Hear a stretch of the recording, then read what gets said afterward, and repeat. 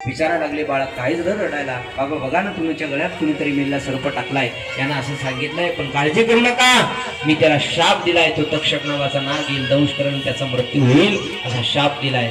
शाप दिल्याबरोबर राजा परीक्षितला हा शाप कळाला. राजा परीक्षितनं सर्वस्वचा त्याग केला. मोठा मुलगा जन्मेजय याला राजगादीवर बसवलं, सर्वस्वचा त्याग केला आणि हरिद्वार क्षेत्री आनंद नावाच्या घाटावरती गंगेच्या तीरावरती आले. राजा विचारच सुटला सगळ्याला, त्याचा मृत्यू 7 दिवसात होणार आहे, त्यानं काय करावं? त्याचा मृत्यू 7 दिवसात होणार आहे, त्यानं काय करावं? राजा परीक्षितीला 7 दिवसात मृत्यू येणार होता, म्हणून यानं भागवत कथा ऐकायला प्रवृत्त झाला. आणि शुकदेवांनी राजा परीक्षितीलाच भागवत कथा का सांगितली तर शुकदेव भगवंतांनी पांडवांचा राजसूय यज्ञ झाला होता, त्या राजसूय यज्ञातले 7 शीत तांदळाचे खाल्ले होते या शुकदेवानं. परिणाम त्याच्या ऋणातून मुक्त होण्यासाठी 7 दिवसाची भागवत कथा सांगावी लागली. म्हणून ऐका, दुसऱ्याच्या घरचं लई खात जाऊ नये माणसानं, याचा सगट परत करावं लागते.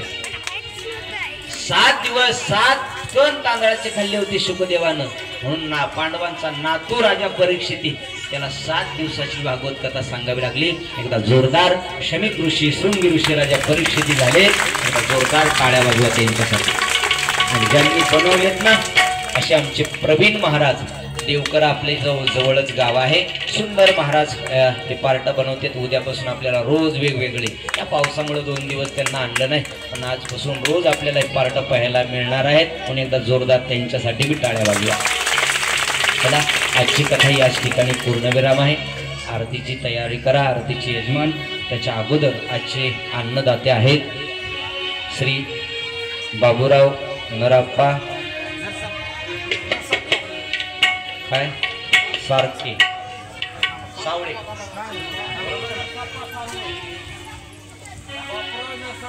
बापूराव नरसाप्पा सारोळे.